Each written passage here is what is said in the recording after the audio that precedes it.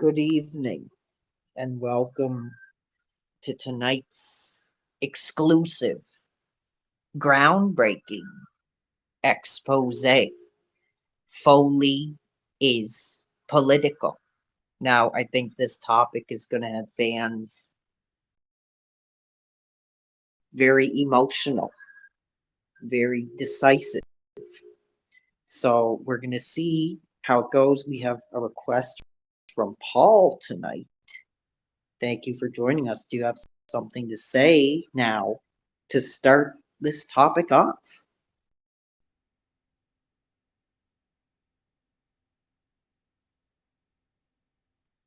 Hello, hello. How are you? I'm doing well. Good, man. I saw your text, so I was like, Good. definitely gotta get on the call. Oh, yeah. That's what I like to hear. Now, I don't want to use this totally as a way to bash Foley because, I think of him as two separate people. The man who left his blood, in that ring, and the man who's, been making some very controversial, political statements. And I also want to. For me, I love Foley the wrestler. Yeah. But the man I absolutely despise. Yeah, see, I'm really getting to that point too, because I don't know. I always did like him just because of his violent style and stuff like that. But yeah, it's just his whole persona. Like you've seen me mention it a million times. He tries. It's not even just like a TV character. He really does try to play himself off as this, kind of childlike, stumbling, bumbling, heart of gold, kind of, guy. But, I then he goes, on Twitter and he's saying stuff like, remove this son of a blank from our Hall of Fame, telling people to make that, crucial recent medical decision without an educational background. And now, on his new show with that major, industry journalism giant, Conrad Thompson, he's making jokes about the side effects of Blue Chew, between all the laughing and joking, like I mentioned, I mean, Foley does stop to mention, maybe we should mention the side effects here. And then he just goes on to make vulgar metaphors. I mean, I'm not going to lie, I listen to almost every episode of that show, because I do think, Foley does have some stories to tell the fans. But oh my God, just the side of him that comes out at times during that podcast really is troubling. Paul, have you watched or listened, to any of his recent podcasts? And did he say anything that kind of stuck out at you? I mean, I haven't listened to his podcast, but I'll give you an example from whenever he was wrestling, during the late 90s. It was okay. Great era. Okay, so he has the persona like Mankind, or something like that. But then he wants to go out of his way on like an off the script type show.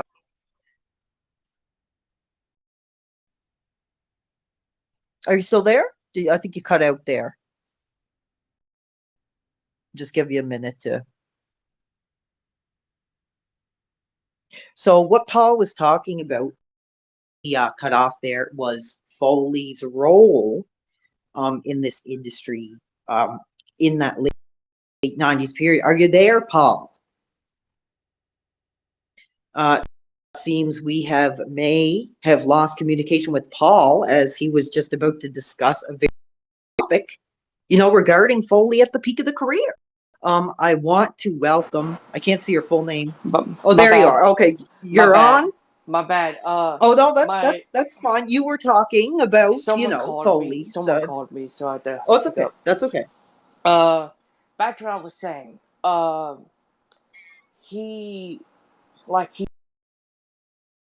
would go on TV as this mankind persona, as a character. Then he would go like on an off the script type show and legit bash in because they think they're political or some shit. I'm like, dude, stop doing this shit because you're a character on TV. Yet you're going on podcasts. You're big here. I'm gonna interrupt you. Sorry. And bashing people. What the?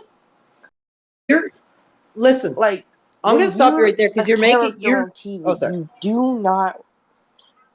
You just don't destroy your character by doing other shit that could easily divide the fan base and make people think that maybe this guy is not all that. Well, what I do find troubling, I mean, everybody's entitled to like their interests and stuff like that, but the whole idea, he's Santa Claus, he looks at Disneyland, the same way as a child might, but then he'll turn around, go on live news and just kind of throw out these statements, I think something, and I don't want to get into political debate because I'm actually not American, but he would go on and he would call someone like a Donald Trump, inept, and if he is or isn't, that's a personal belief. Foley does not have science background, and it's just, it doesn't mesh well with how he tries to portray himself as this kind of make a wish, like, I don't know, it seems like the innocent part of his persona is fake to me.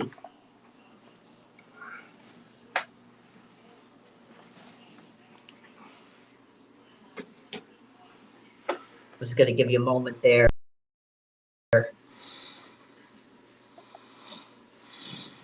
Are you still there?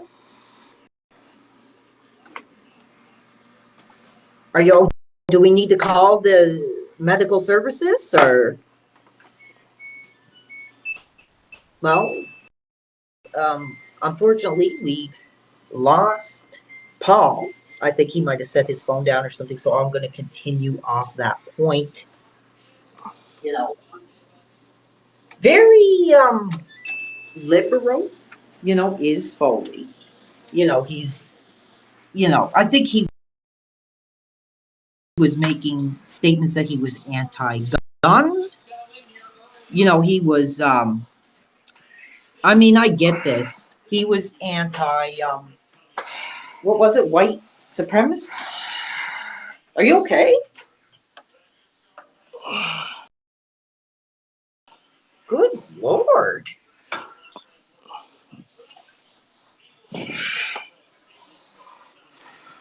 We're just going to mute him for a moment until he raises his hand again. I'm not sure,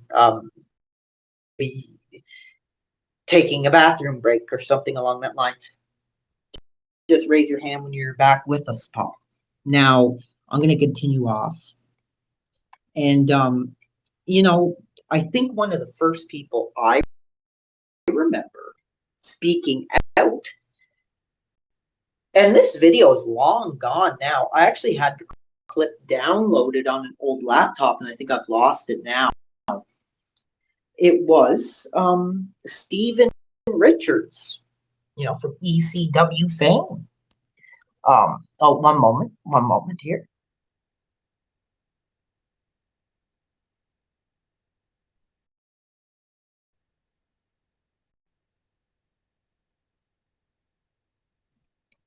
from ECW fame, Steven Richards, and he interviewed, and he talked openly about Foley. He said something along the lines. I wish I still had the clip, but from what I remember, it was something along the line of, when they did that Hardcore Justice reunion,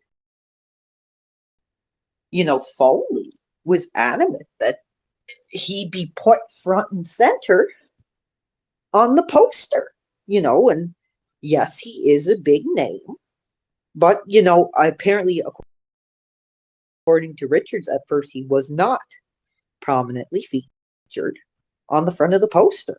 And you go back and look at TNA Hardcore Justice 2010, and you'll see Foley is prominently featured. And Richards went on to say, Foley was stamping up and down the backstage hallways, that he should be front and center, that he is the, highlighted act. But I mean, he refereed. He wasn't in an active, if anybody should have been on the cover or the front, it should have been Dreamer or, Van Dam. So that was the first time I noticed that, the winds were sort of rustling, saying that Foley wasn't all this, holly jolly type of guy. And now what I'm going to talk about, because, if you go back and, you throw on Foley's greatest hits, can't deny, hell of a career. He's been called at times the glorified stunt man. And, a little bit of tasteless language, but, in a way that is true. He wasn't an athlete. He could take big bumps. His work rate, I think, was passable. You really don't think of how big of a guy he is, but he is, if I am correct, I just don't want to close this, but I do believe he is 6 feet tall. And he's about probably 300 pounds. But if you look at him, on WWE TV, he just kind of looked like an average size overweight guy. But you have to kind of keep in mind, he's quite large. So being able to do a lot of what he did really was quite something. And I also want to add that, I do believe personally that, Foley and Paul having that Royal Rumble 2000 performance, the street fight in New York, really, kicked off that whole era, of event bloodbaths that we would see over the next 3 or so years. Oh, one moment here. Paul, are you there? Yes, I am here. Are you there, Paul? Yes, I am. Were you following along, or a bit of technical difficulties when I was? Oh, no, I understand that happens. Whenever I was telling you about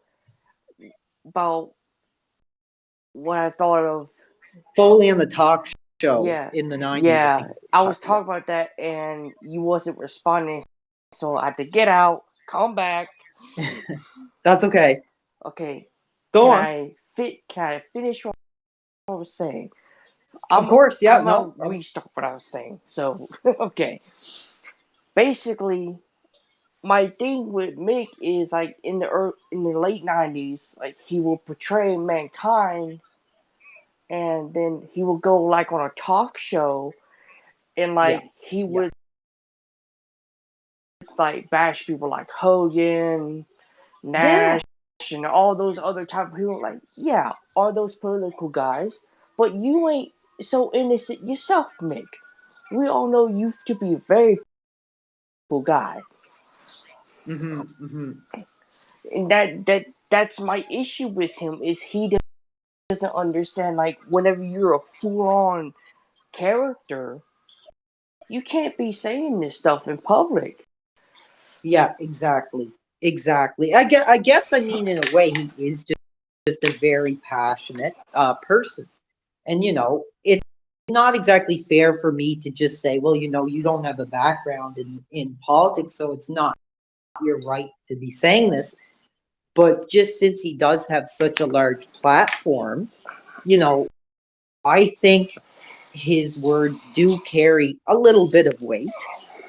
I did a poll, and, some of them could have just been people messing around, but I distinctly wrote, if Foley told you to make that crucial medical decision, with that worldwide medical crisis that we went through, strictly based off Foley telling you to get it, would you do it?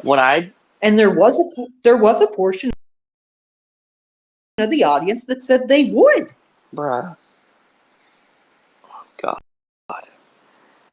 And, he did a lot of media. He was saying stuff like, making that crucial medical decision is about as, what was it, painless as one of my matches or something like that? I don't know. Like, for him to say it was painless as one of his matches, like, bro, please just shut up. Yeah. Well, yeah, I mean, it was just an uncomfortable time, where a lot of celebrities that probably really didn't know what they were talking about. Like, for me, honestly, like, I do tend to have, like, kind of like a phobia of needles. Like, I don't like them. Even if I didn't have the phobia, I still would never taken the vaccine, because, leave it or not, I wouldn't have been the same person after I would have took it, or I would have been dead. Right. And that what?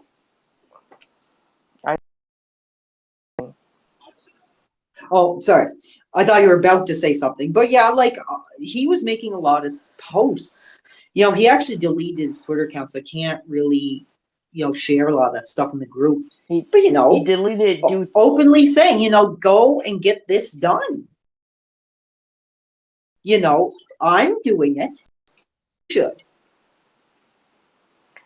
And I think that's one of my biggest problems with people like Mick, is like he'll say, like, I'm doing something, so you should too.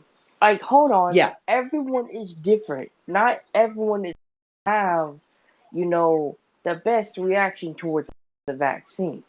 Because not everyone's body is able to, how am I supposed to say this? Accept the fluids in the vaccine. Like, not everybody like has that good body tendencies to accept the fluids.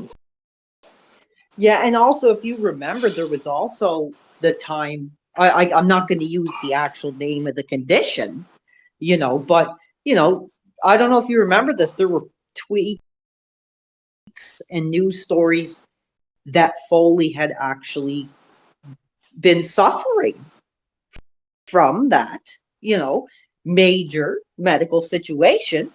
And, they were kind of portraying him as like this big hero, or that he could pass away. And he was kind of like on his experience. I don't know if you read that story or not, but what's really bizarre is that was after he made the decision. So he's telling fans to make that medical decision. And then, he's suffering from that medical condition, and still telling people to go out and make that choice. It's like, to me, he's probably the biggest hypocrite I've ever fucking known. Yeah. Like, I feel bad because, I mean, it's a little silly. But really, when you see stuff he talks about and the way he talks, it's not good sometimes. Like for example, okay, like you said, he took the vaccine, then he immediately got COVID, and he was suffering from it. I'm like, dude, that's what I've been saying this whole time. That vaccine legit gives you COVID. Yeah. And he's been through so much in his career. He probably could have been more susceptible to it. I remember there was a video of Foley laughing at Vince taking the stunner from Stone Cold at Mania, and the dude like he was laughing, but you couldn't hear him laugh at all. Mm-hmm. Exactly. And like, I had another thing to talk. So once you finish there, I'll go on. But yeah, finish your thought there. I think of how his views, his statements, how he like the dude just seems like the biggest cuck ever. I'm serious. Yeah. What's that? I'm like, he like, to me, he just sounds like the biggest cuck I've ever known in my life.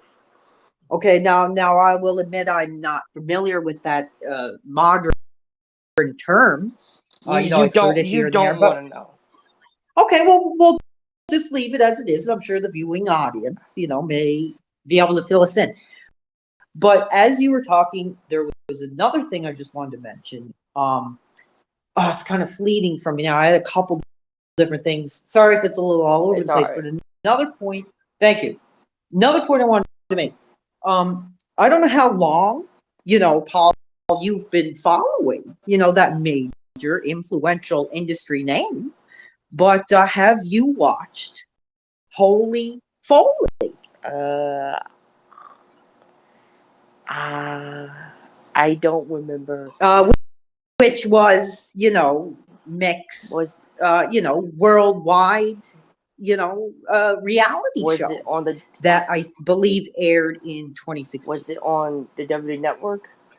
Yes. Like, I remember watching at least one episode of it, and that's it. Mm-hmm. Well, a few points I'm going to bring up. It is tough at times to clips. I wrote down a list of just some things I wanted to mention from it. Okay, first, Noelle, his daughter, his beautiful daughter, announced to Mick that she wanted to pose in Playboy, and Mick it was so bizarre. I wish I could find the clip on YouTube. Mick is sitting in this weird Christmas room, dressed as an elf. His daughter comes in and is telling him, I think I want to pose for Playboy. And then Mick's spitting his false teeth all over the floor and swearing, saying, F that, F no, F. Right there, I was like, how did they even let that get to air? It's the fact of the matter is this, okay? Is Mick, you grew up in a time where the women were posing for Playboy, were doing sexy matches all over each fucking week, and by God, it was the best time alive to be a wrestling fan. and then you want to tell your daughter that she can't do this, yet she is a legal adult, as in she can do this? Another point is, and if you go back and watch that documentary Beyond the Mat, there is an instance where, Foley's young daughter, I don't know how old she was, 6, 7, is running around saying nipples. And, they're laughing and joking, oh, it's cute. That's her favorite word. Every kid's got a favorite word. And then Yeah, so he's enabling, clearly, that interest. Clearly, Mick and his wife are failures as parents. Oh, well, maybe that's a little far because we're going to get more into that, but maybe I can agree with you on this next point. Okay. We're also introduced for the first time to Foley's younger sons. And I want to be careful here as Foley mentions it publicly on the show. They are what he describes as on the spectrum. And, with all due respect, I'm just going to leave it at that. But, I mean, good God, they were the most entitled, rude, His sons?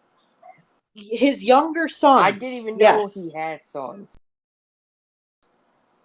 Well, yeah, he has 3 sons. His older son and then his 2 younger twin sons who were featured. And I don't know how old they were. Probably like 14, something-ish like that. But, they were calling Noelle a whore and burping and farting. And it was just all ha-ha. So wait. And, even Foley was, laughing along with them. And his wife is sitting there, with her mouth wide open, I married a child here. Okay, I'm going to just say this right now. I do not know why Noelle Foley puts up with her own father when her father does not give 2 shits about what she wants to do with her life, is not supportive. Well, here, I'm going to stop you right there, okay? Listen. He got hot over her wanting to do the Playboy, but, he's making donations, thousands of dollars to hard-bodied industry superwomen like Thunder Rosa. But, he can't fork over a couple grand, to keep daughter off OnlyFans. That's something that really pissed me off. Oh, yeah, I really did truly find that troubling. I mean, the fact that she made it openly clear, this is my choice to do this, and it's for medical costs, medical reasons. And it works, too. It gives you a lot of money. It works. Yes, but I mean, do you really think there was a conversation there where Mick was like, I'm not going to let that happen. I'm going to just fork you over, what?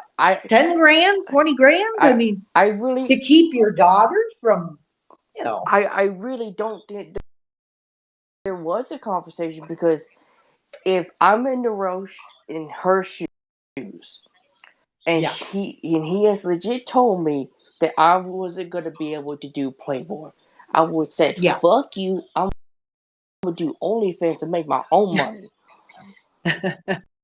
Well, you got to remember too, it's not like full frontal nudity. It's basically like bathing suit pictures. Yeah, it's, it's not like nudity, Mick. Like, come on. No. But I think it does kind of shine a little bit of a bad light on the Foley family. Just that situation even had to take place. It just seems like, I don't know, maybe she did turn Mick down and was like, no, I want to try to make this on my own. Clearly she did. Maybe he was just like, shrugged the shoulders. Okay, whatever, like, it's your choice. But just with Foley's image, being that, Make-A-Wish, Santa Claus, type guy, it just seems like he would have done anything he could to stop that from happening. And to me, honestly, if I were to say this to Mick, I was like, I do not have a problem with your daughter doing OnlyFans or that type of stuff. I don't have a problem with it because, for one, she's not harming herself, and she's made by using her beauty, which, in my honest opinion, it's probably the most perfect way a woman can get money. Well, what really troubled me was when she, I remember I mentioned this in my video, so it's kind of going over this again. But when she made the initial announcement, she had a photo saying, my OnlyFans is starting whenever, blah, blah. And good Lord, Paul, if you look at the comments, people were patiently waiting. Oh my God, I couldn't believe some of this crap people like saying, that's another thing. I mean, it's not just doing the OnlyFans, it's subjecting your own daughter, to that kind of, I don't know. But I wanted to make clear the comment that I kept seeing in different types of wording was, and I found this really disturbing. A lot of fans were kind of making the joke like, oh, like I seen you as a baby and beyond the mat. How am I going to blank to you now? Oh boy. I mean, good Lord, is that really appropriate? Like, I find it really odd that there, if you go on her profile and you look at the comments, that's something I've been doing lately, is reading the comments under like some of the female stars. Is, oh my God, they're crazy. Some of these people are delusional. Yeah, but you gotta remember, these girls know what they're doing. They activate this behavior meant for a reason. Well, you got to remember, she is also engaged or married now.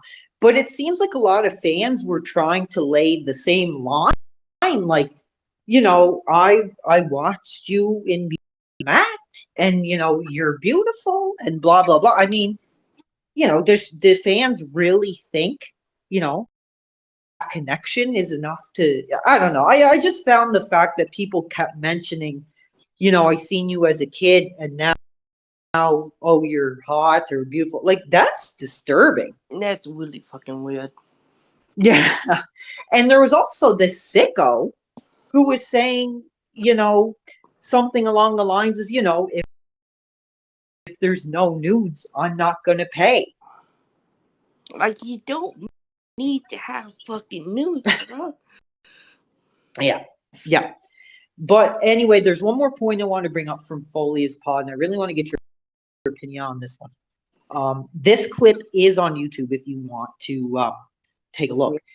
So I don't know how exactly this happened, but somehow Foley's son, I think he's been in his early to mid 30s now, was hired as a writer for, WWE.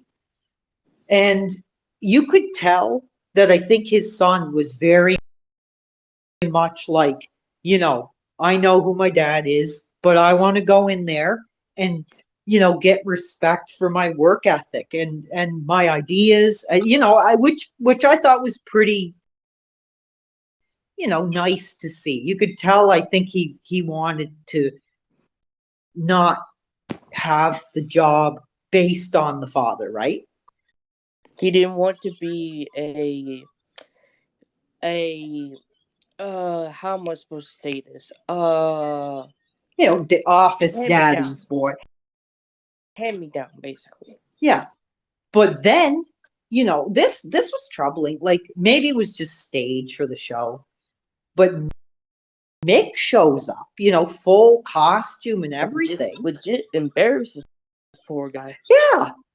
I mean, it's weird because he's a celebrity, but everybody was like, oh yeah, like, we love you, Mick. Like, will you sign this? Will you sign that?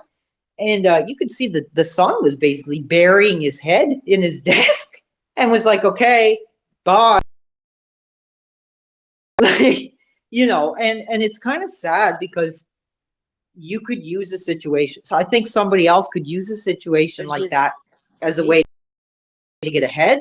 But you could tell, I think the son was a little bothered by fact that Foley was in there, like, this is my son and blah, blah, blah. I thought it was a little troubling.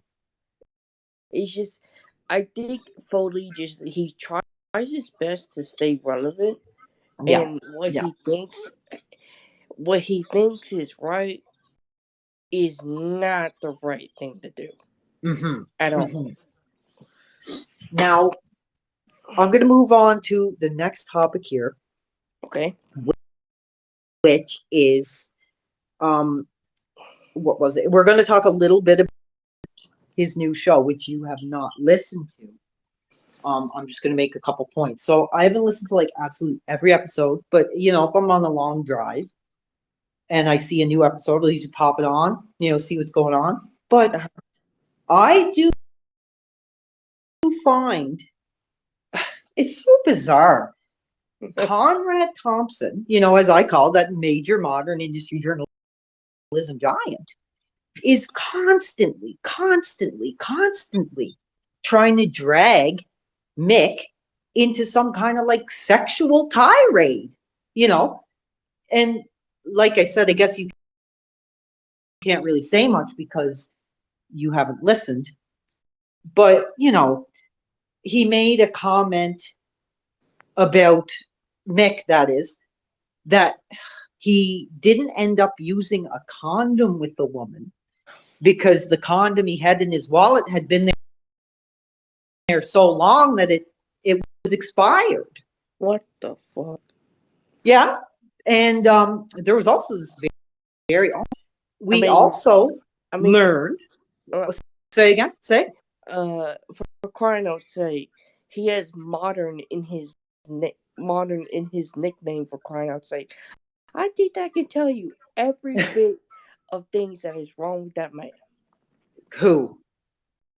The Conrad guy. Yeah, see, that's another topic. We're not going to get too much into it, but I'd love to discuss that some other time. Very odd situation because honestly, like, I'm very half and half. I do like what he does, but at the same time, I don't know. There's just something about him and something about the show and just all that stuff that just really gives me a weird vibe. Like, I describe it as, somebody adding another toy to the toy box, Yeah. Well, hey, I got JR. I got Eric Bischoff. Now I got Kurt Angle. Now I got JR. Now I got Mick Foley. And as the bigger names come in, the lower names kind of slide down the totem pole. Wait, hold on. Isn't Conrad that big dude? Yep. That big white dude? Yeah. Oh, no wonder I reckon. Wait, hold on. Isn't he the guy that was at AEW's reveal event, Oh, yeah, I think so. Yes. Oh Lord. What's also shocking, a lot of people don't know, is he does have ties to this connection to this industry because he's actually married to one of Ric Flair's daughters who isn't in the industry. Thought Charlotte was the only one. So in a way, he does have a lot of political pull. And now, hello? Okay. Now, for a lot of like retired legends, of this industry, I even believe getting a show with Conrad is almost a bigger deal than being featured on one of the main, WWE or AEW. But I do notice the more names he brings on, he's throwing others to the back burner. Like, I remember JR. I like JR a lot, really. And I don't know. His podcast is okay because he's a very slow speaker. It depends on what he's talking about.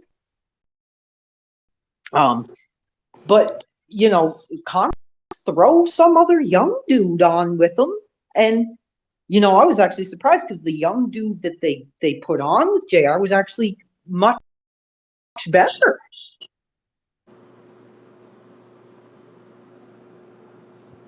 But in a way, kind of shows you, well, who do I value more? I got to be there for Mick. I got to be there for Angle. I think he does Jeff Jarrett. But, Bruce Pritchard, we can just kind of stick him with the intern this week. And, I think that would have a lot of talent hot, worried about their future, worried about, how much longer they can stay relevant. I also noticed recently, and Conrad jokes a lot about this too. I think it's wrong.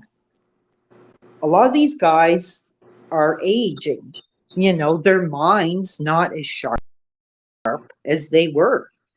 And, you throw some of these guys out there, hours a week, they're going to say some stuff that, controversial or, taking shots. And then it becomes headline news, JR said this, Kurt Angle said that. And I just think that's a weird position to put your talent in. You know what I mean? I mean, it's not, and he kind of jokes about it sometimes too. Like I remember one really bothered me. It was like Jim Ross was kind of taking shots at, I think, Eric Bischoff or something. And Conrad's like leaning back, laughing. He's like, somebody clip that. Somebody clip that. Like, that's going to get the clicks. And I was just like, you're kind of, putting these guys against each other essentially for views. And you're just getting a big laugh and giggle out of it. And, like, especially his first name, Conrad, I really do not like him. Well, here's the thing. It's like, I would say, I don't know. I'm so in between. I listen to them, not every show. Just the main ones I listen to are like JR and Mick. And it depends on what they're talking about, too. But, God, I mean, another thing, too, I find that he does is, it's like, I mean, are you familiar with his rant against Eric Bischoff or whatever? Like, about. No. Okay, well, this might be a little before your time. But, they were discussing that Hogan-Sting match. Mm-hmm. And, Conrad just exploded on Bischoff, yelling and screaming, getting in his big line, you F the finish over a tan. Is this real? It was kind of like, I don't know. He was really trying to like publicly shame Eric for his, decision from like 20 years ago. I'll be honest, Conrad, there's no publicly shaming Eric Bischoff. Well, here's another thing. You popped my memory. Another I'm just throwing them out here. Yeah, as they come to me. We should be getting back to Foley, but he's okay. I got another Foley one, but I'm gonna go with this one first. Okay. Oh Jesus! So many memories of his shows are coming to my head. I'll start with the Foley one. Okay. What really did bother me on a recent Foley episode, I don't even know how the hell they got into this. And no, you're gonna be saying, "Oh God," but I'm gonna keep it as clean as I can, for the PG audiences. But basically, I was like, oh my God, I almost had to pull the car over, and take a fresh breath. Well, basically, we got, a detailed explanation of how Foley, discovered himself. If you know what I'm referring to in a biological manner. That image is about to be burned in my head. Oh my God. I was, driving, on the highway. I had to pull over and I was just like sick to my stomach.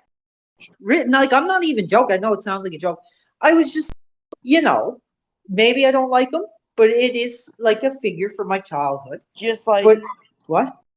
Give a hint what this man was saying. Say again, sorry? Just give me hints on what this man was saying.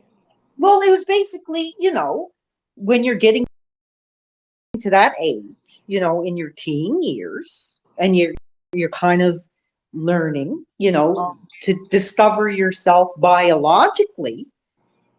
Basically, that was broken down step by step by Mick. God. He got into detail, and he was rather vile, Like, how much detail did he get into? Like, was it detail God. or way too much detail? Well, he kind of tried to make a joke out of it, but it was enough. He was using the word vigorously. Oh, God. Yeah. So, God, I wish I could find that one again. Like, it's hard because I'd like to do some kind of talk on like all these moments, but it's so hard to go back and listen to like 3 hours of a podcast just for like, a 2-minute thing. But like that really was like very odd. I know it's like an adult men's podcast, but how many men really want to hear that? Listening to that podcast. What?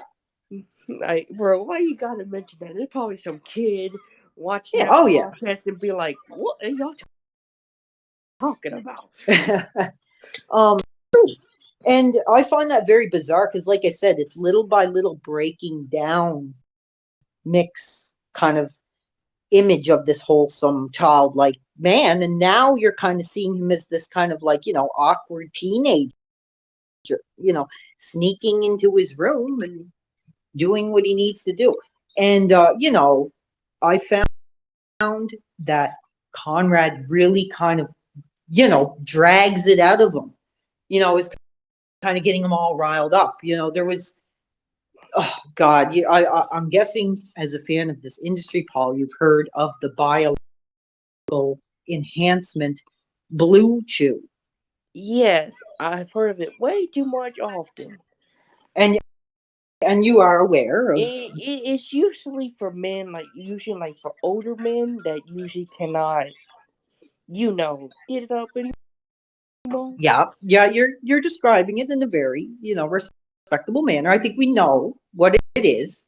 I ain't trying to get too much to the gory details. But God, I mean, I'm really getting sick and tired of hearing intimate details of these legends, Eric Bischoff, JR, Mick Foley, talking about their experiences with this. I mean, is that really necessary? No, that is not necessary. That is legit, like fucking rated R TV. Yeah, like I don't get it. I don't find it funny. I find it like truly like disturbing. It's like if you heard like your uncle. Here's the thing that bothers me the most is why in the hell is two men talking about this shit? Well, well, that's the thing. I think they're trying to be like, we're men, and this is stuff men talk about. Men never. But to me, it feels like each other. Listen. No. It feels to me like what it is hearing your uncle that you've looked up to all your life, teaching you the facts of life now.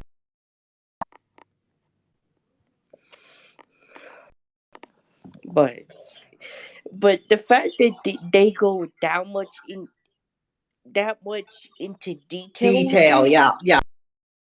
And they try to make it all like laughy and jokey, but suspicious of them too. Say again, sorry?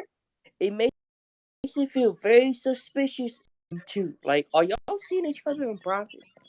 Oh God, now that's only an allegation, and pro wrestling reality stand by that comment. But no, I get where you're coming from. And what was even really disturbing to me, again, not about Nick, but Eric Bischoff, numerous times would go into detail on his whole experience using it. His preparation, I know. It's beyond, like, it's getting to the point where to even listen to, like, it's just like, oh my God, I do not want to hear about this fucking blue chew crap. Like, Mick, you wonder why Noel never really comes around you anymore. Oh, so you're saying it's not the blue chew that Mick needs to, have a night with his wife. He just needs the hard-bodied daughter to walk past, is what you're insinuating. No, I'm just saying, like, there's a reason why she doesn't come around anymore, because he's a fucking dumbass. Oh my God. Well, I just want to say too, I mean, I think I already mentioned it, but just the way, like, I remember comrades like trying to drag it out, like, tell us what you do with your wife. Do you get in there and you're yelling bang bang bang bang and like shit like that? It's just like, come on, give the guy some decency. I mean, literally, if they're just like blue chew, enhancement for men, buy it here, that's it. But we don't need like a friggin'. We don't need like I understand if you wanted to sponsor your thing, but like, why the hell would you go into the gory details about? Yeah, I know, and like I said, exactly. Some of these guys, like I said, like JR, he's always kind of been someone I really look up to, and even my own speaking style, kind of, he was somebody who influenced me to speak, and hearing him talking about his romps with various women, and by the way, the dude lost his wife, and we're getting him on the air, like, talking about his experiences with the male enhancement. What in the fuck? I mean, that bothers me because, like I said, I don't know. I always kind of seen JR. He kind of reminds me like of my grandfather or something. And it's like hearing this from somebody you look up to. That's you don't expect your uncle or your grandfather to be talking like that, and when they do, it's kind of weird, because it's kind of like, yeah, I don't really agree with it. But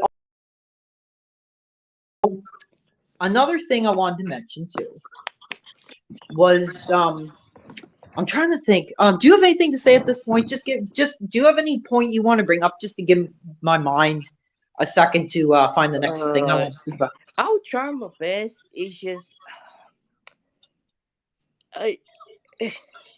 Mick, what the hell happened to you, man? You used to be cool back in the old. Well, yeah, he used to have an edge to him. Now he's just getting all gay with everything. As simple as I put it. Well, as they say in this day and age, ass is ass. And being liberal. But I'm gonna be honest with you. I'll be honest in the most nicest way possible. Mick should not be talking sex with a whole other dude. He should not be. Definitely. He should be saying himself and his wife. Yeah, I mean, like I said, I get it. I think they're trying to just be like, we're men, and this is what I get it. It's a nitpick, but it does personally kind of bother me to just, like, I don't know, like, they're doing that for a paycheck, basically, like, humiliating themselves for a paycheck.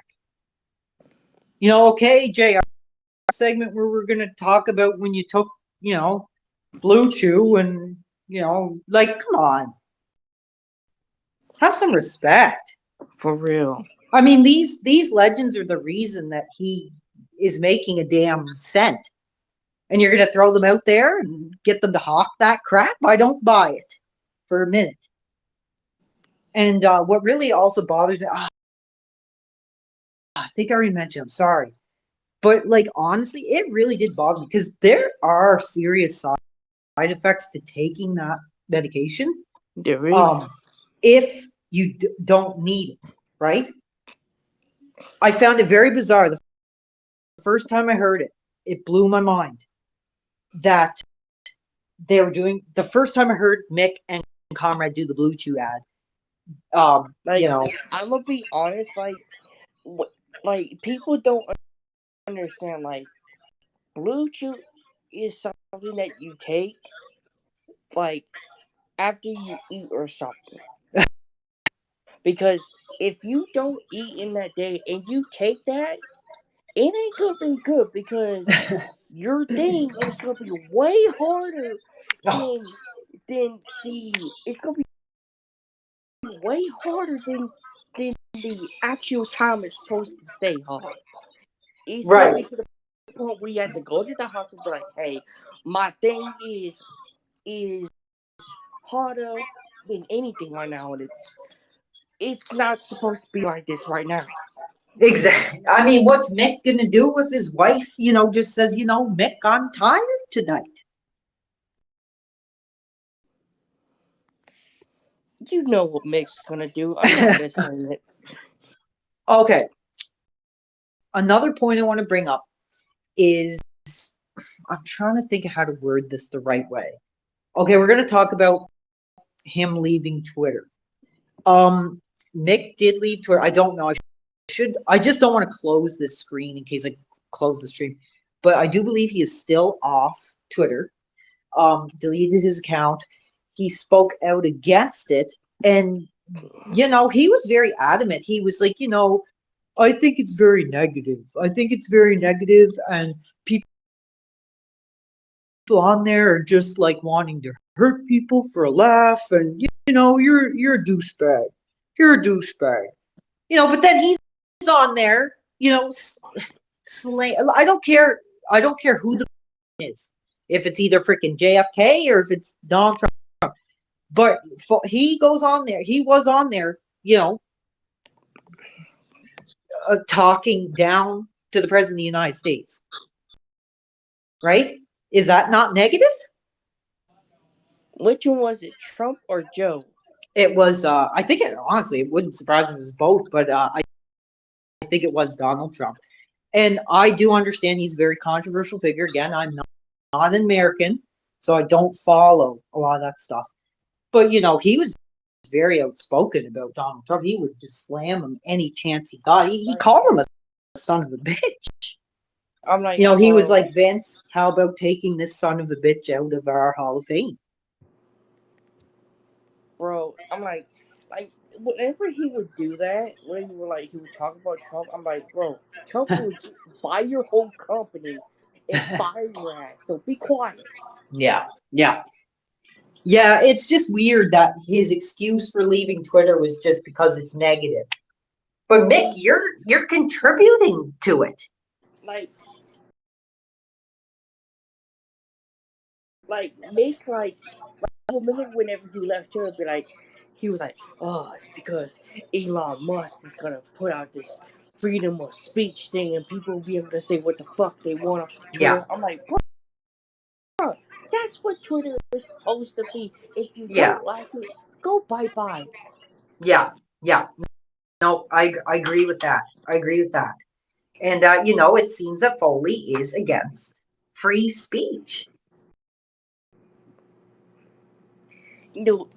Anytime a wrestler or something says something controversial that Mick does not agree with, he has to say something. Anytime. Yeah, I wish I could find like an archive of his tweets or something. I'd kind of look through them because I know he's taken shots at a lot of negative tweets he has put out. Yeah, but again, I mean, was the reason he left Twitter because he couldn't handle, the negative comments, or because he realized, I'm saying a lot of negative stuff myself?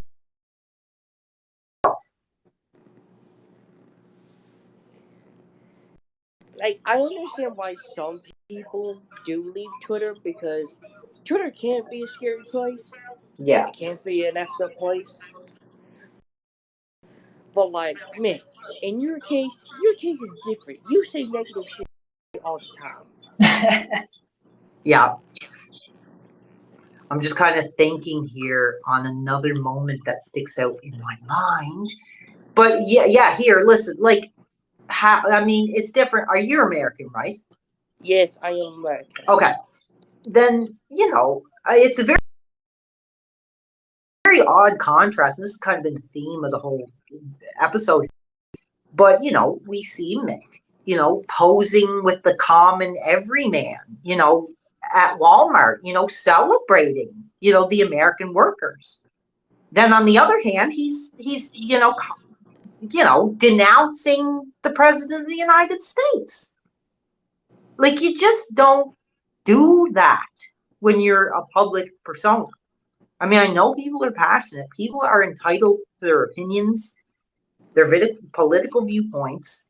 But, like, if you can't handle, the feedback to what you put out there to people, then, don't do it. Save it for the dinner table. Save it for the pillow talk. Like, for me, honestly, I have told anybody, I said, no matter who you vote for, this place ain't gonna get any better. So why you voting? Yeah, I think in one tweet, if I'm not wrong, he even was hinting that he was ready to leave the United States, and that was slightly. Please leave.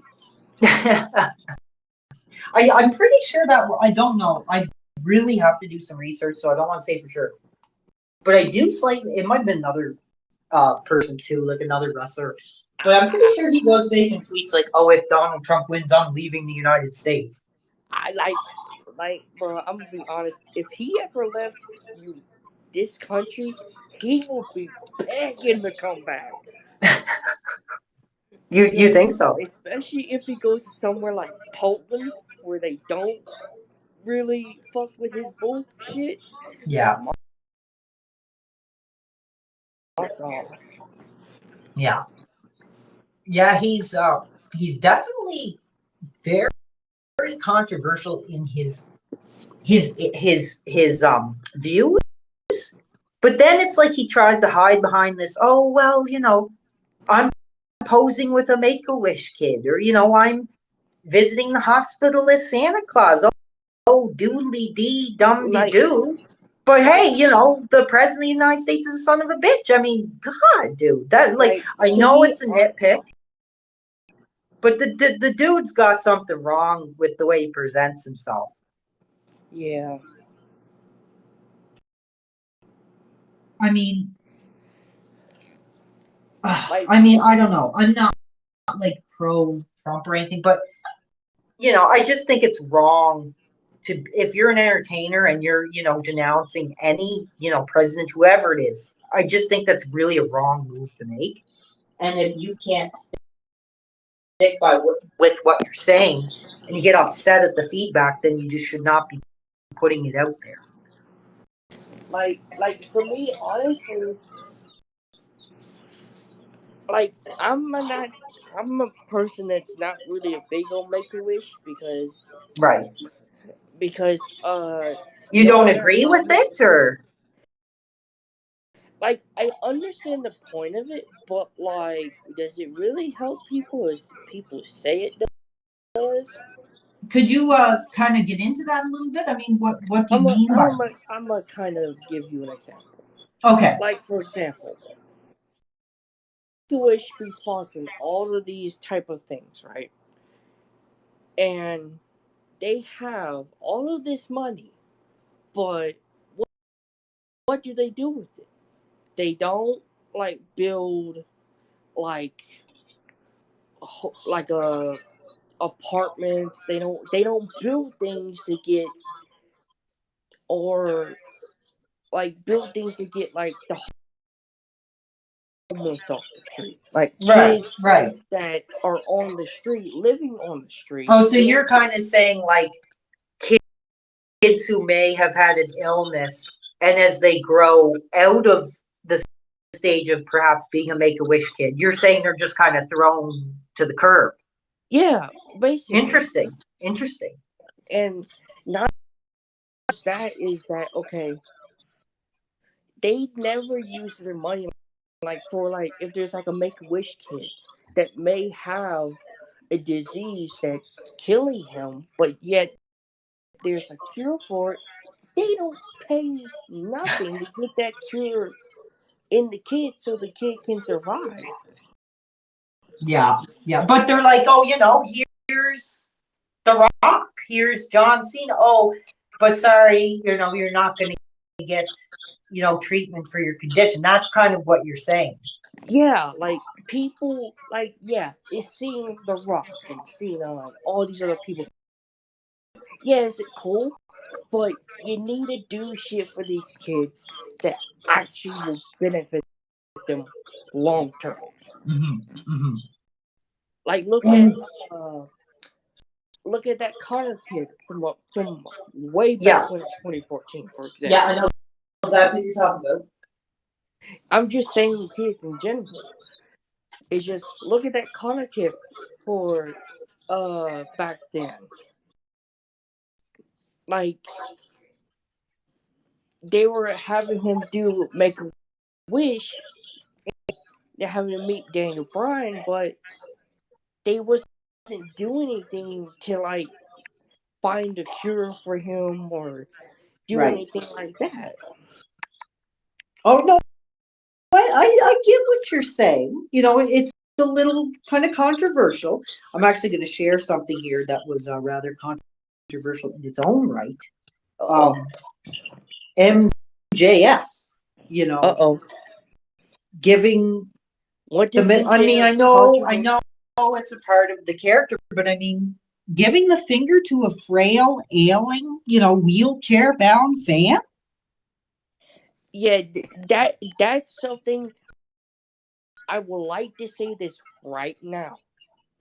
Y'all bash Lacey Evans for being in character, going to the ring, and not high-fiving a Down syndrome person, but you're clear excited to see MJF flip off an ill person in a wheelchair. Exactly.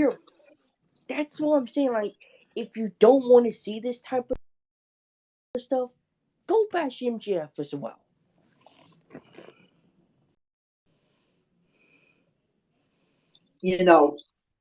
I get the whole MJF thing. But I mean, it was a little disrespectful. I mean, maybe if they requested, could you not do that? It'd be nice to think he would maybe look like, okay, well, don't let it out on Twitter or whatever. But I don't know. Has a weird aspect to it. Like, to me, like, when you see Lacey, she was clearly in character. It's not like she would do that, in real life when the cameras are not on. Yeah. But MJF, on the other hand, just being a complete dick to everyone. Jesus. I'll have to check that out because I didn't really focus on what was going on there. So you're saying that a WWE star didn't high five a Down syndrome kid?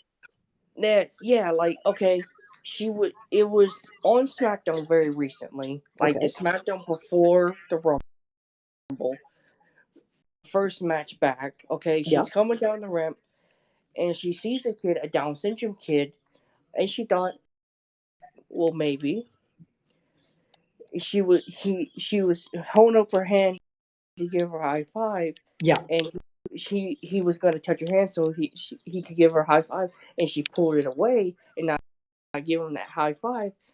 And she did her job as a heel, was to get heat. Okay, I have no problem. And maybe she didn't even really realize. You know what I mean? I mean, you're kind of in the heat of the moment. You're just kind of doing your thing. Yeah, right. But they're bashing her. But what about MJF, who will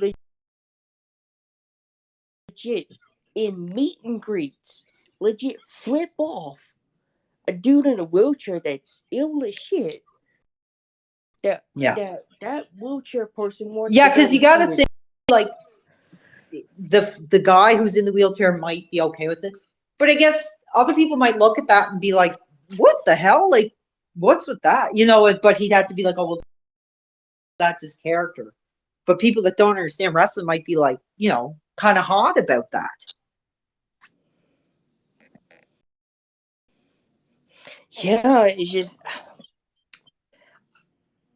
I don't understand why Interesting. they go after Lacey, but sure as hell will not go after MJF.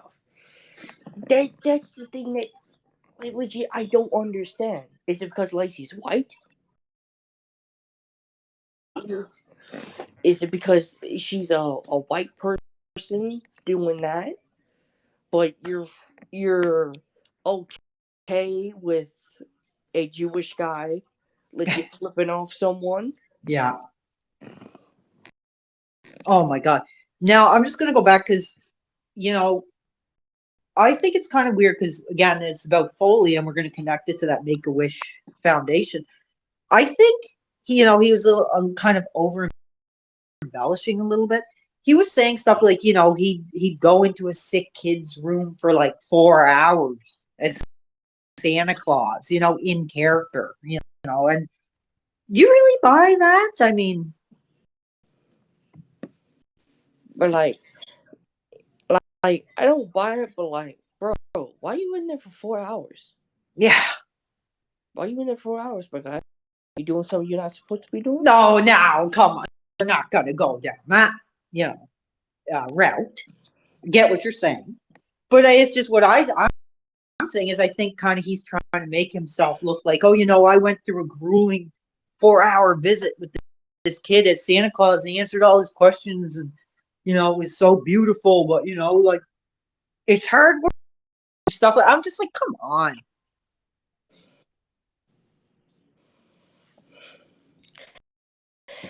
Yeah, it's just there's so much like messed up things in the community of wrestling and so many like one-sided things that kind of piss me off. Like, you know what? I'm not going to go. This is a whole other topic, but I'm even kind of getting to the point where sometimes it's like something I don't really even want to let people know.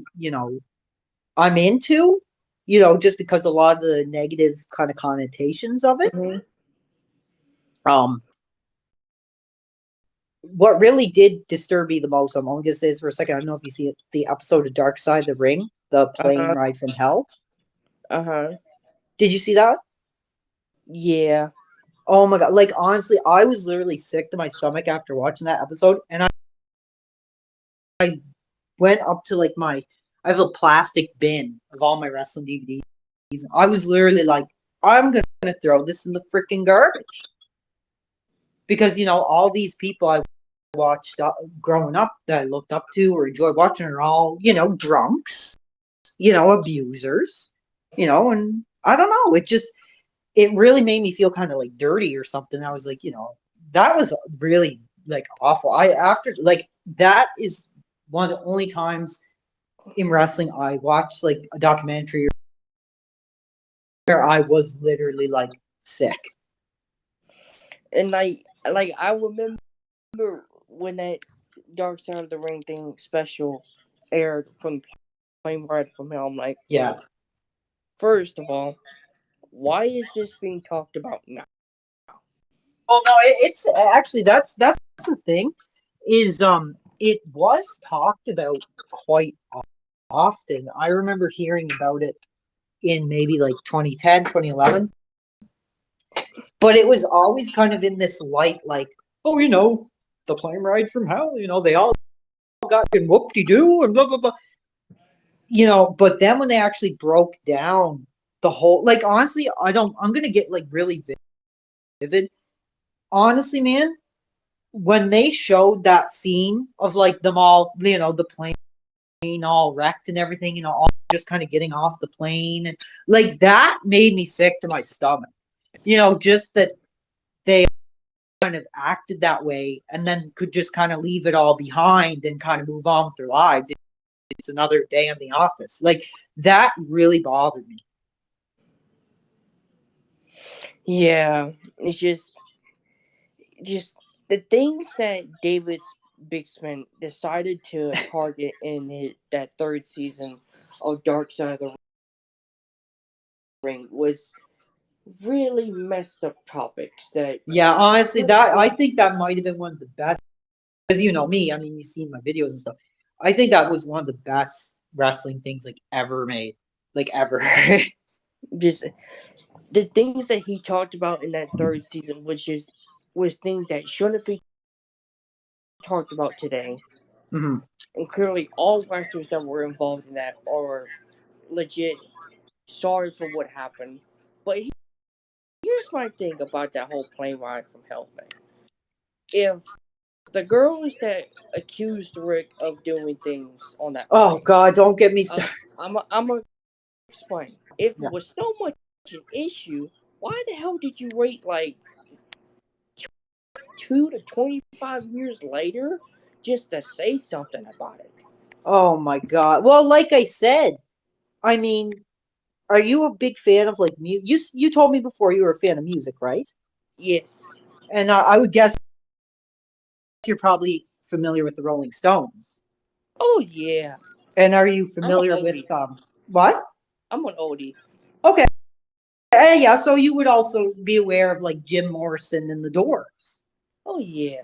Now, you see, back then, those were two bands that, you know, I don't know the whole context, but the lead singers took their private parts out on stage, and there was a big controversy. He the moment or whatever it was, the liquor or drugs, and it was kind of a big moment. I think Jim Morrison was like arrested on stage. It's kind of like this big music moment. But what Flair was doing was far beyond that. Because a lot of people just were like, well, we thought it was funny.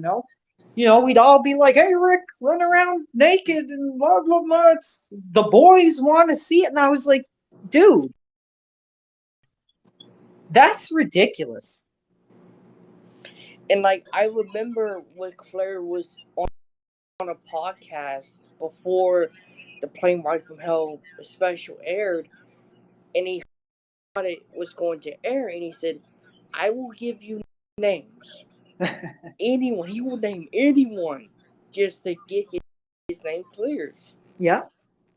Well, how's he going to clear his name? Tommy Dreamer was on the episode trying to defend it. I guess it's a confusing situation. Yeah, I mean, it's a different time and stuff.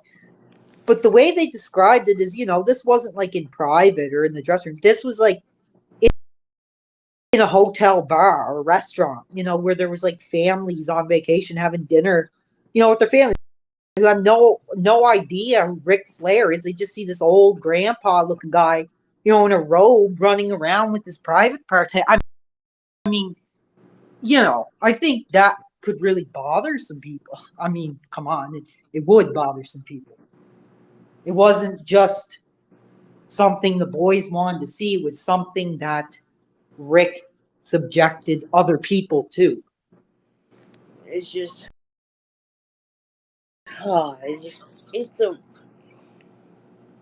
No, I'm gonna ask you. I don't know if you know. They didn't do any kind of Foley episode on Dark Side of the Ring, did they? I don't think so. That's the thing that really kind of weirded me out. What? Is why don't you do an episode of Foley on there? Well, what would you cover if you chose to? I mean, they already kind of did Beyond the Mat, which was kind of like that. Ah, damn, you're right. Yeah. When you think about it, it kind of really was like that for its time. When you think about Beyond the Mat and Foley, what really troubled me about it was, first off, we see the whole scene with, his daughter watching him take all those chair shots, right? Yeah. And then, years later, Paul, at a TNA event, again, Hardcore Justice 2010, we get Tommy Dreamer and Raven doing like a blood hardcore street fight. Foley is the referee. What do you think happens in that match?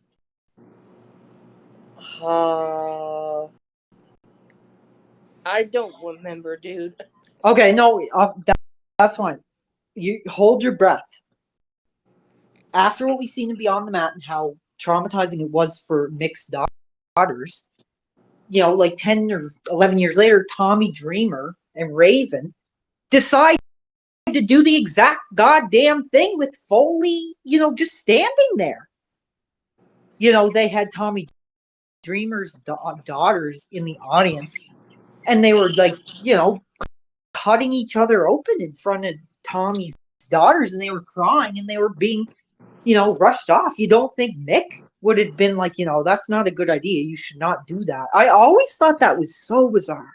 Yeah, that's the thing I never understood about Mick is, okay, you're supposed to be this peace-loving guy, this PG guy, but when it comes to hardcore matches, whenever there's legit people in the audience that does not want to see it, you're just, okay, we're going to do it. Yeah. But it was also challenging because Foley was back at that time when he was doing some of those hardcore matches, around 2000. He was talking a lot in interviews saying, like, what else do fans want from me? I've been thrown off the cage. I've been blah, blah, blah. I've been hit in the head with the chair. What else do they want? Mick, you're making the decisions to go out there and do these things. Nobody's asking you to do it. And then you're blaming the fans that they basically want to see you die in the ring. That's how he would word it. The fans aren't going to, he would be like saying stuff like, this is late 90s, early 2000s. He'd be saying, I've done so much. I don't think the fans are going to be happy until I die in the ring. For real. So he would make the choice to go out there and do those things, and then he would, fire at the fans for like being too bloodthirsty.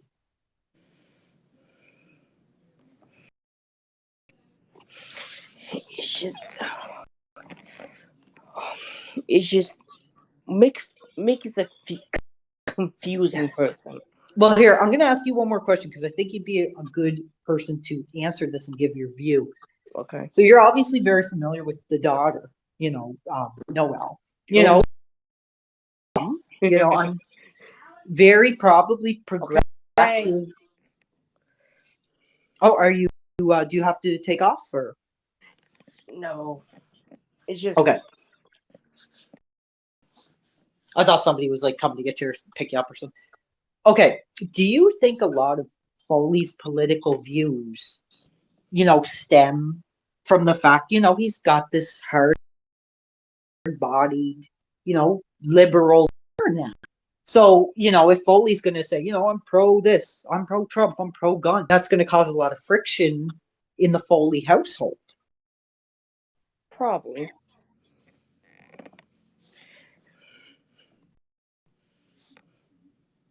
Yeah, I think that is a part of it as well.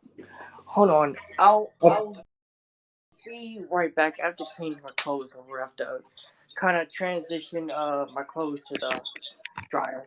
Oh my God! You know what? I'm doing the same thing. You go right ahead. I'll be right back. I'll take over here. We're gonna take it. Actually, I'm just gonna put myself on mute for 2 minutes and then use the washroom. Then I'm gonna come back and talk my next point until you're back. All right. All right.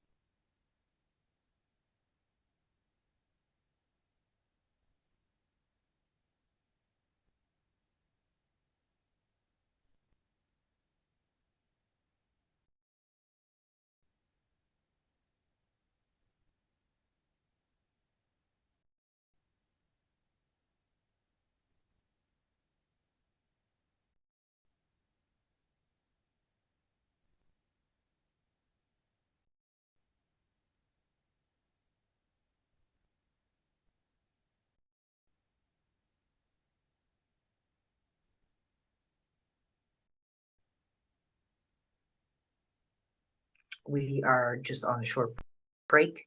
Just hold on a moment.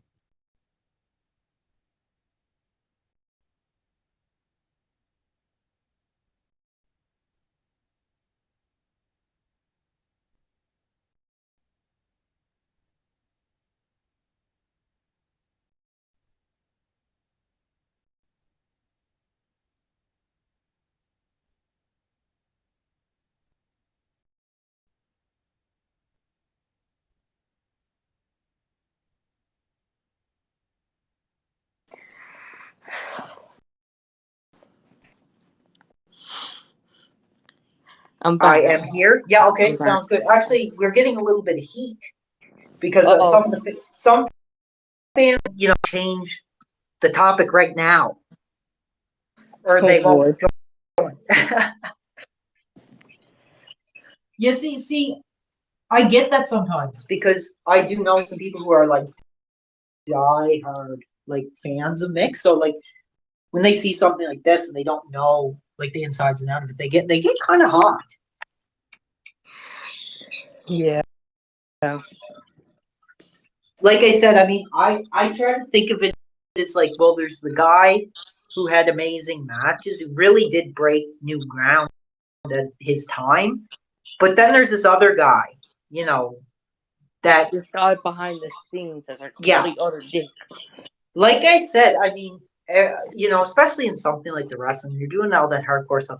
You gotta and change with the times. I get your opinion. What did you think of when, if you know any, or if you have anything to say about it, what do you think about when they turn Mankind kind of into this more, comedy, playful clown type character? When before he was truly like a dark, groundbreaking psychological character. I did not like it. No. It was legit a dumb decision, which was probably made by Russo. Well, no, I believe it was Foley's choice to kind of tone down things and become a more comedic character. I would like to say he was the start of this PG bullshit. Yeah. There was a really good point I wanted to bring up. I kind of lost it. 1 second. It was around that time. Okay, well, anyway, so like I was saying, I said in my video, I mean, everybody's got to kind of change with the times. And I mean, for Mick, it was like, trading really strong promos, for a Chef Boyardee commercial, chair shots to the head for a guest on Boy Meets World. And like, I think that stuff started in 1999 when they went a publicly traded company. Yeah. Is they started. And they kind of used Mick as this kind of. I think they were calling him like a Muppet, like kind of like a hand puppet, Like whenever WWE went public, they started using Kane, Mick Foley, and all these other people for commercials. I'm like, bro. Yeah, I know it was kind of it's just such a different time. I mean, like I remember, like in 1999, I remember during that time. Just looking back on it now, when they went public, I said this was the start of the downfall of this company. It was the start. Yeah. It's legit. It's the truth. It was the start when they went public. They got themselves into the New York Stock Exchange. It was the start of the downfall of WWE. The ratings fucking proved it. Yeah, but I think if they done that, they probably would have been off the air. Like, it's just honestly, it's hard, man, because I am a fan. I've loved it all my life, but wrestling is kind of like this very kind of I don't know. It's like kind of like a dirty, kind of sleazy, like weird Yeah. thing to a lot of people. And I think it makes a lot of people very uncomfortable because they don't understand it. So like for example, like I will never understand why Vince McMahon decided to put his company as public, because when he did that, he was no longer invincible anymore. yeah, exactly. He's got people to answer to now, and he's answering to them now.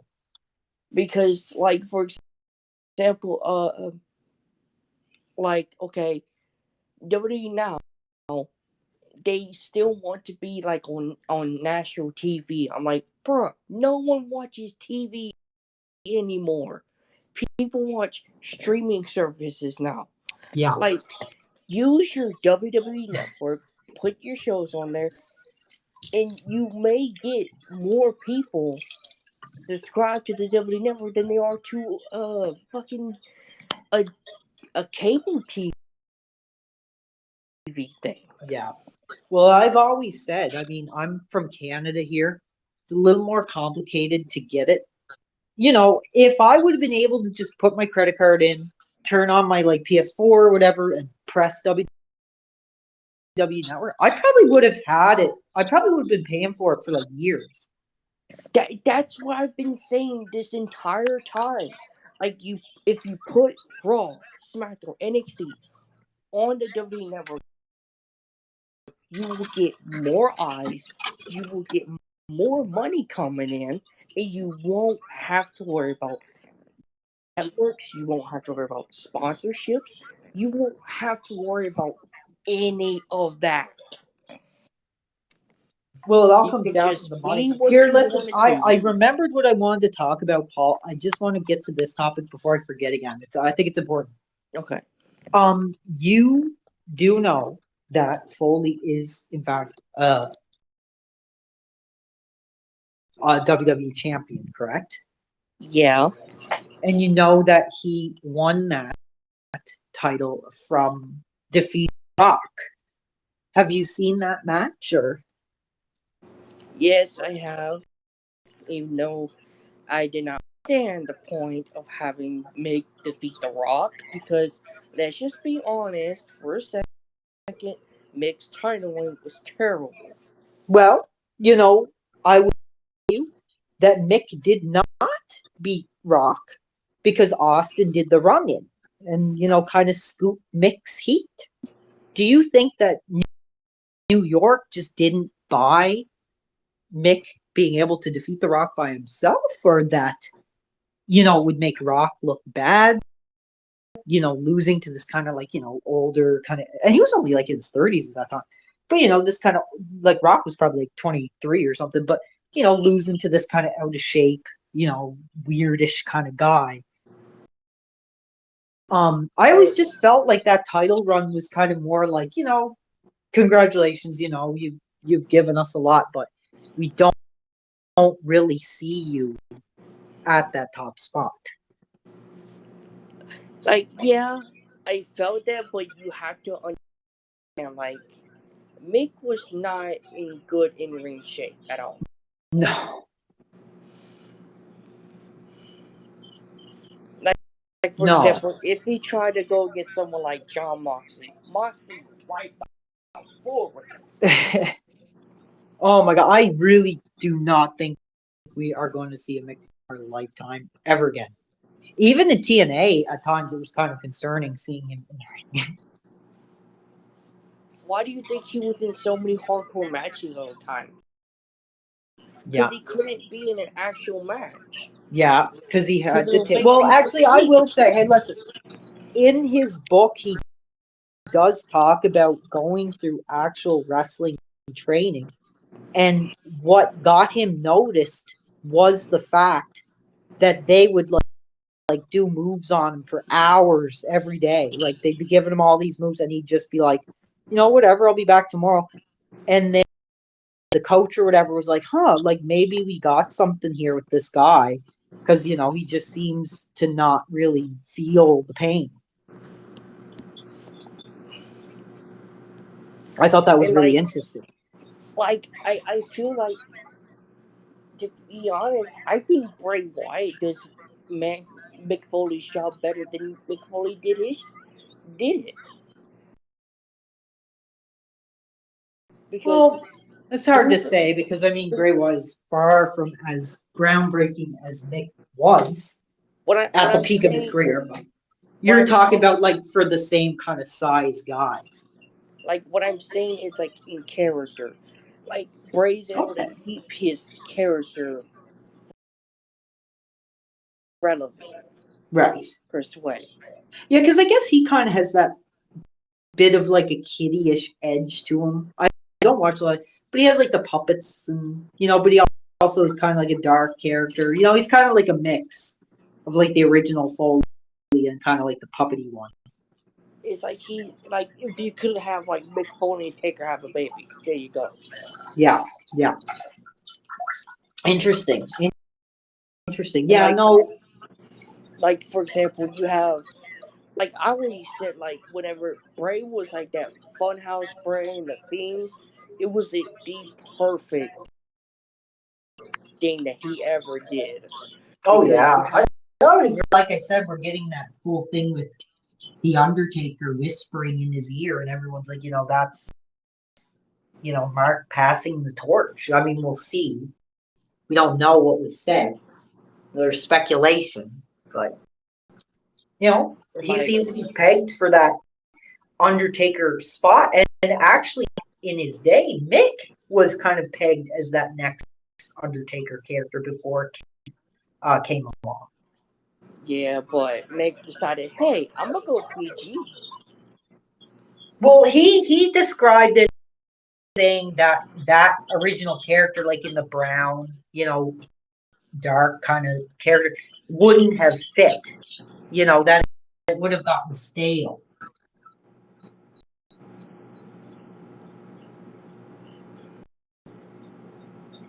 But really, I think that was quite something. Maybe it wouldn't have lasted forever, yes, but it was pretty groundbreaking. It showed that back in the peak of his youth, he was, willing to kind of go outside what was normal. And I remember as a kid, it was kind of scary, a little bit. It's just I remember, for example, at the Rumble, whenever I seen Bray and what he was able to do, I'm like, this guy is a fucking genius. Yeah. Pure genius. And the reason I say this is because Bray, legit, when he talks about building a character, he doesn't just use what he has seen from wrestling. He uses real life elements, from Charles Manson or John Wayne Gacy, or those type of people, and it works. Yeah. Who do you think is in better shape physically, Bray Wyatt or Kevin Owens? Probably Bray. Yeah, that's not a hard one to answer, huh? Yeah, because Bray legit has shown of him training before. Yeah. Yeah, I don't. What do you? I just want to ask you really quick. What's your thoughts on Kevin Owens? Honestly, I can't even look at him, man.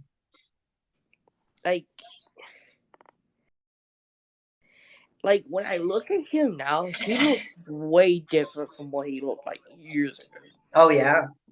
He looks like he has this big humongous mohawk on his head. And I'm like, dude, look at the hair you had, dude. You used to look cool. I just think he kind of looks just like, and I guess you could say the same about Foley, but, he looks kind of just like the average fan, sitting on the couch eating a bowl of potato chips. Yeah, it's just... But people do like him.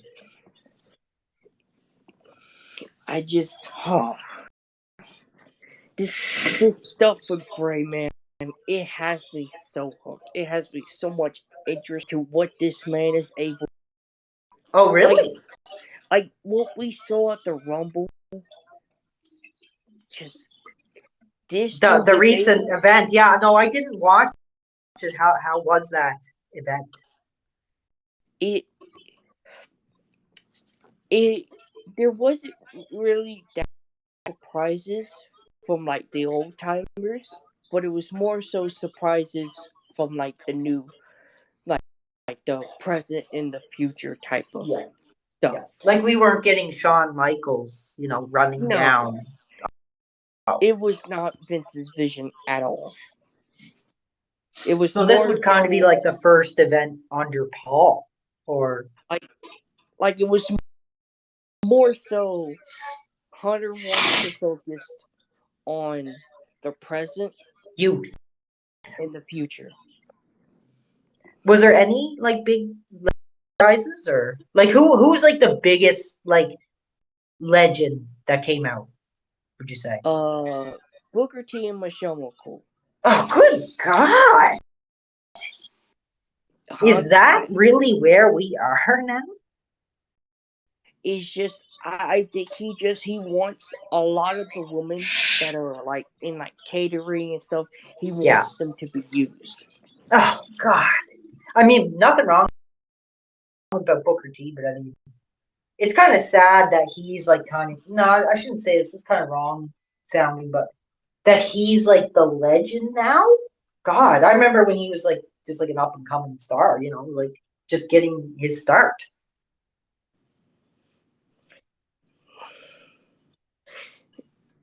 Anyway, who won the event, if you don't mind me asking?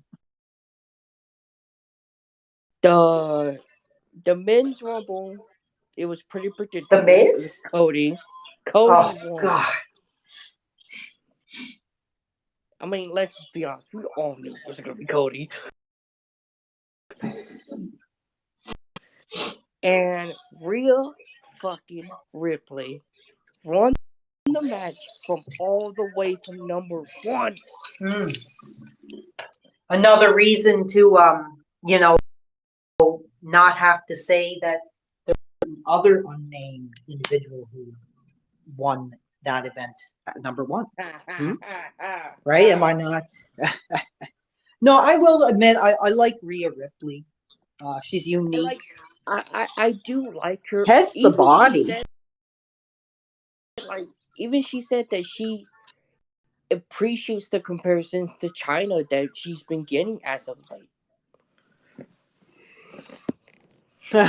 Oh my God! People in one of the chats are like, "Oh, sorry, talking about Mick Foley's sexuality isn't for me." That's funny.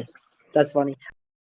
Well, anyway, one other thing we can talk about is, Foley's big Royal Rumble moment, the coming out as 3 characters. I mean, that was kind of groundbreaking, I guess, for its time. Like, it was cool, but like, bro, you took up 3 spots from people that could have had those spots. Oh, that's very true. I didn't think of it like that. That is true.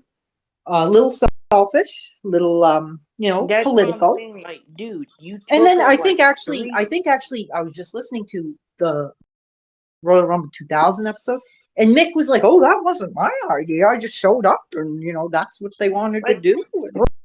Bro, your characters, this has to be your idea.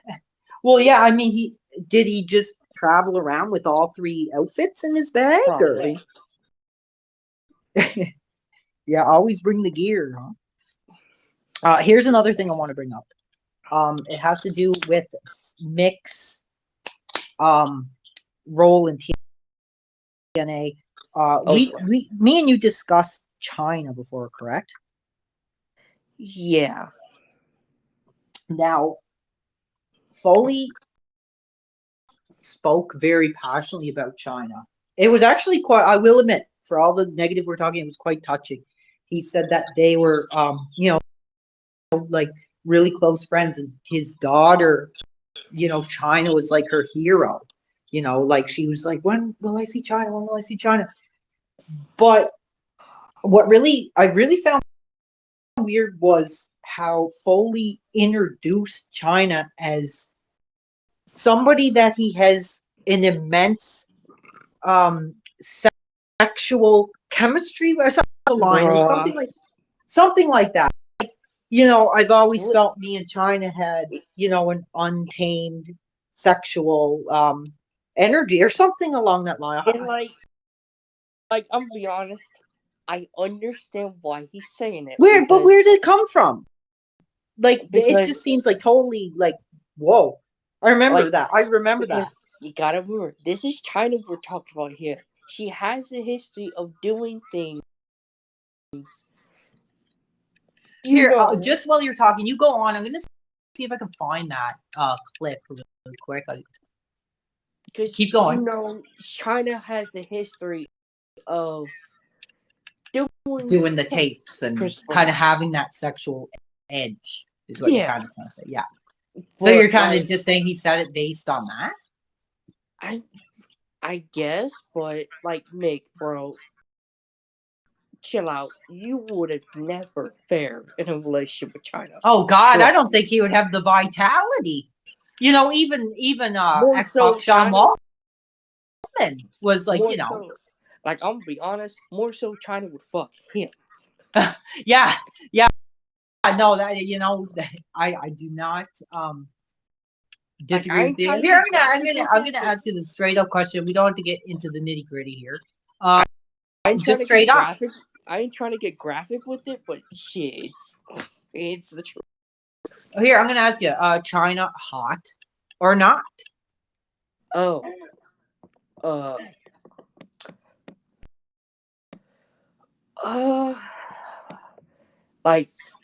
Like if like whenever she's not talking, yeah, but whenever she just opens her, legit ruins it for me. Oh, because whenever she legit opens her mouth, it sounds like a guy. Oh yeah, I can get what you're saying, and yeah, she really went through hell. I actually want to read her book. I haven't found it yet, but she really apparently like had quite a life, and you know. My issue with China is, okay, we could have had her in the Hall of Fame years ago. Oh, don't even get me started on it. Years ago, we could have had it, but every year she would constantly just talk bad about WWE and like legit burning that bridge. Yeah. You know, calling. She said she made the rape allegations against Waltman and Paul. And what WWE always, and this makes absolutely no sense. They were concerned that if they put China in the Hall of Fame, that younger fans would be like, "Oh, who's this? I want to," you know. That was during the time of like 2015 when they were in the PG era, when they were trying to get away from. Yeah, and I understand why. Yeah, but here, hold on, Paul. This is what bothers me. Okay, so we don't put China in the Hall of Fame because we're worried that younger fans will go on the internet and want to learn about this star they haven't heard about and find the tapes. But then we got Paige, you know, taking the finish on their world title, and she gets a freaking Hollywood feature film based on her. And that was around the same time, you know, 2015, 16, 17. I don't know when that movie came out. And it's the same thing I've said about Mandy too. Like, okay, who? Mandy Rose. Okay? Oh, okay. I'm gonna explain it the best I can. Okay, this girl legit does her own site that's not even WWE related. Yeah. Does her own site, makes her own money on the side as a side hustle. Mm-hmm. And it was, what is it, like an OnlyFans? I don't know. I kind of aware of the situation. Not really. Okay, she does on, it was called Fan Time. It was her own money on the side, not even WWE related, but they get mad about it and fire her over it. But they're completely okay with legit Paige jacking a dude off and making the dude nut on the NXT Women's title. Yeah. And like the way I see it, I mean, maybe some privates lined in gold are more valuable than others in that company. I feel like Paige may have done some extra favors to keep her job intact. Yeah. I don't know. There's this thing about Paige, like, you know, I never liked her. I just get this weird vibe, like she might be hot, but like you'd want to kind of just be like, you know, you trash. Like, I don't know. She gives this very trashy vibe to me. She complains about her mental health and all that stuff. I'm like, girl, you put yourself in these situations. Exactly. Like, for example, okay, I remember when her tapes were leaked. She was like, I didn't consent to this. I didn't want these out. I'm like, why the fuck did you make the tapes in the first place? Well, I mean, in this era, you know, if you're with somebody you really care about and trust, that could be something that could take place. And you have to make the decision if that's something you're comfortable with or not. And you have to really think of the future. And trust, and like, I remember, like, I said to myself, like, Paige, if you don't like, you say you don't like the tapes, but I've seen some of the tapes, and you clearly love what happened in the tapes. You all smiling, all fucking tongue out and everything. Yeah, yeah.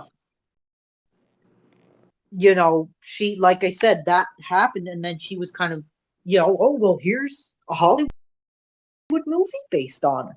That's what I'm saying. Like, how many guys did you have to suck just to get that movie? Like, well, yeah, and that was just kind of bothered me with China because I never got that was just such a weird reason. But then we do eventually get her in the Hall of Fame, but it's just as a member of DX. Hey, we have her in the Hall of Fame. That's it. Yeah, at least she's in it. It's better. At least she's in it. It's a win for people that wanted her in it. So here you go. Yeah, and she got like an action figure released, and you know she's kind of part of the family again. She's in. Well, I think the reason that they're able to get her back in the family now is because when she was alive, she will be constantly talking smack. Yeah. Yeah. Did you ever watch that interview where she's in the radio studio? And then, like, she's dropping all the allegations, and then the dude like calls in, and he's like, "That's all bullcrap." She's like, "Well, you were always running off with this guy, and blah blah blah." Like that was quite the interview. I know that one. It was whenever she called the tape that her and X-Pac did, the rape tape. I'm like, sir, I've seen the tape for myself. You were not. Oh God. Well, listen, I would say might not be something you know I'd put on with the girlfriend on a Saturday night, but I'm just saying, I've seen it. You were not raped, girl. Well, what she argues is that it was called that because there were certain things that Waltman did that she didn't agree to, right? But she didn't like stop it. It you know what I'm saying. I mean, you could a police investigation could be done on that tape, and they'd be like, well, nothing here shows abuse or anything like that. And that was a really touchy subject for its time because I read rumors that actually after Triple H and what's her name, Stephanie got together and Waltman and China hooked up, it was actually Shawn and Triple H who kind of pressured Waltman into it, saying it would be good for his career. And China was kind of pushing X-Pac into it, saying, oh, well, look what it did for, what's her name, Tommy Lee and whoever the girl is. We don't know if that's true. It's just a mere rumor. We don't. Yeah.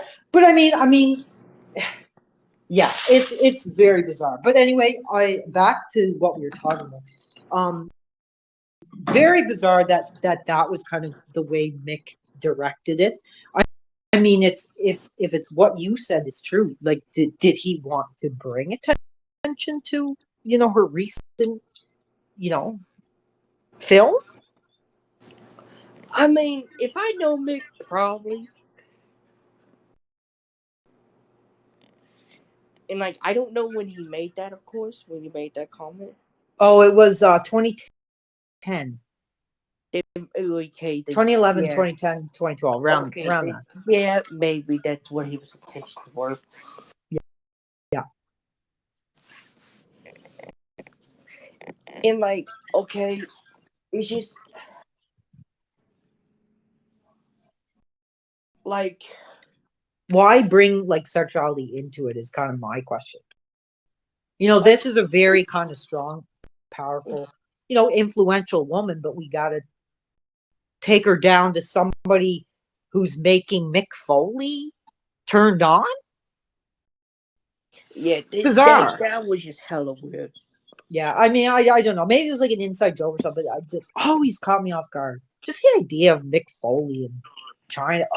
I wish I could remember the term he used. It was so weird. I think he said they had unmatched sexual chemistry, or just he threw out something like that. And I remember being like, what the heck? Where did that come from? But it kind of makes sense, I guess, because back in the day, I mean, she was like slamming his head into the cage and hitting him in the where. So maybe that's kind of what he was referencing. Oh God! Like that she could really put a beating on him or so. You know what I mean? I mean, like, bro, did you like being dominated by a woman? Well, I mean, when you look back, that was actually quite groundbreaking for its time. Like a female, or like attacking a male and them actually, falling over from it. Like that was probably pretty groundbreaking for back then.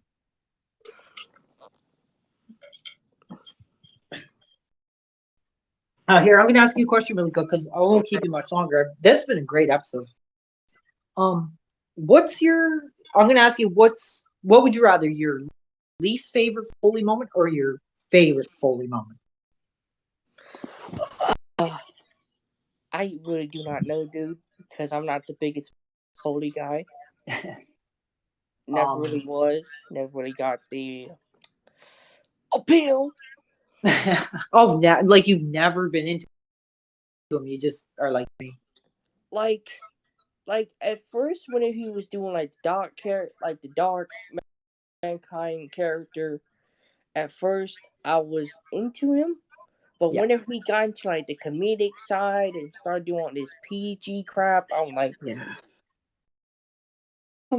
just shoot. It kind of really was like, I don't know. He kind of became like a dad joke or something. You know what I mean? Like this is kind of.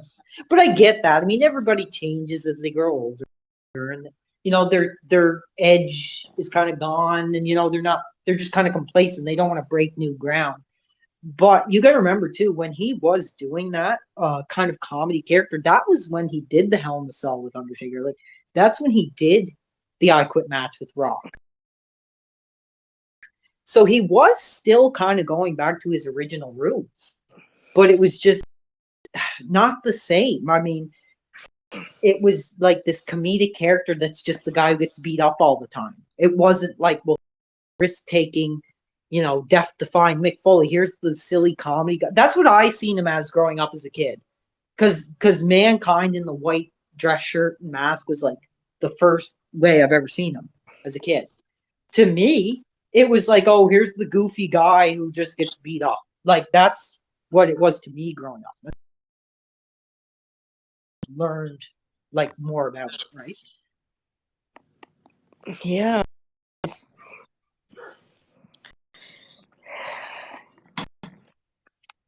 God, talk about this stuff is making my head hurt.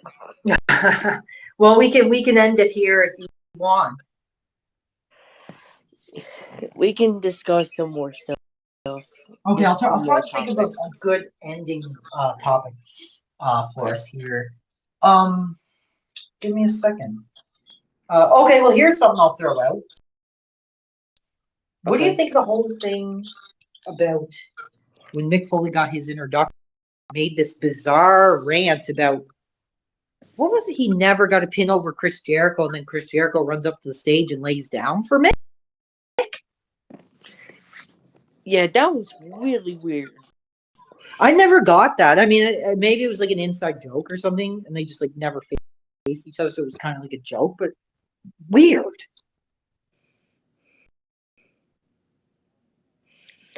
It's just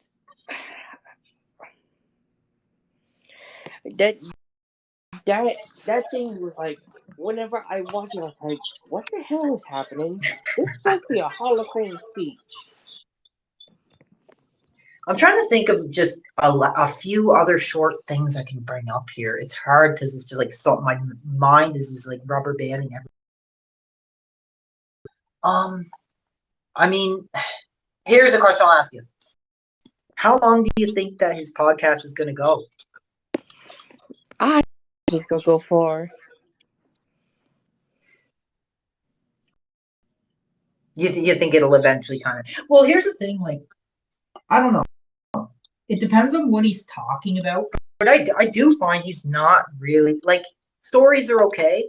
But he's not very, like, entertaining to listen to, really, I find. He's very kind of, like, droning and quiet and, you know, slow. He doesn't have, like, a good presentation to the way he talks, I find.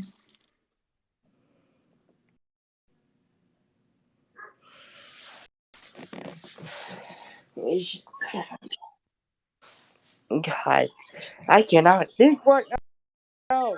No, it's okay. Here, I'll kind of take over as we kind of wrap things up. Anyway, you know, I want to make it clear. Don't totally hate him. I mean, I respect what he's done. Don't agree with some of the statements and way he portrays himself in this modern era. Sad, you know, to see where he ends up doing this Conrad Thompson shilling for blue shoe crap, you know, and just some of the stuff that's said on that friggin' podcast just makes me cringe. But hey, in a way, I mean, it's got me tuning in. Yeah. I mean, you just don't want to hear. I don't know. Like, I'm trying to think of like a childhood. Like, it'd be like hearing like Mr. Rogers go, "Hey, you know what I did last night? Like, I took Blue Chew and like, yeah, I don't know, something like that." That's what it reminds me of. Like, it's weird. Child talking about something he shouldn't be talking about. Well, here's the thing too. I mean, recently, Mick's been using this new like sentence where he's like, whenever they talk about a product, Mick will be like, "Well, hey, like I use this, you know, and if I didn't use it and if I didn't agree with it, I would not have it on the show." And he starts. So, oh my God, this was so bizarre. I think this is YouTube. He's talking about like a razor, and he starts like shaving on the air. And Conrad's like, "Oh, are you gonna cut yourself? You're gonna do a gig like on the air?" And he's like, No, I know what I'm doing. I know what I'm doing." And then, for God's sake, Conrad says, "Are we gonna get a sample of you on Blue Chew next?" So, what in the hell? God. I said that out loud. I was like, "Good Lord. Are you going to have a friggin' 67-year-old man sit there, give him Blue Chew, and just let him rant on live air? What the hell is wrong with that dude?" It's just, it's hella weird. But yeah, okay, here's the final question I'll ask. Okay. And then we'll wrap it up. I really appreciate you chatting with me today. Will we see Mick back in New York in that major entertainment company? Or is he kind of, you know, somebody that we probably just won't see again? Probably won't ever see again. Because he was invited to Wall 30 and he didn't go. Oh, what? Yeah. I never heard about that. Do you have the inside scoop on that, or? No, it's just I saw it when I was scrolling through Twitter. I saw it. I was like, "Yep, that's Mick Foley, all right." Oh, interesting. I'll have to look into that. Okay, well, anyway, listen, it was great talking to you. Thanks for joining me in the whole time. I think this was good. I have this one recorded so fans can listen. Gonna end it here. Thank you, Paul, for joining us and talking with the fans. Wish you a great night. And hey, I'm gonna leave you with this one final catchphrase, okay? Okay. Have a nice day. Right? No, long way away from when he used to say that. Right? Hold on. I have to do mine now. All right. Bye. Oh yeah, that's a good one too, man. All right, we'll leave it there for tonight. Talk to you again another time. Peace out.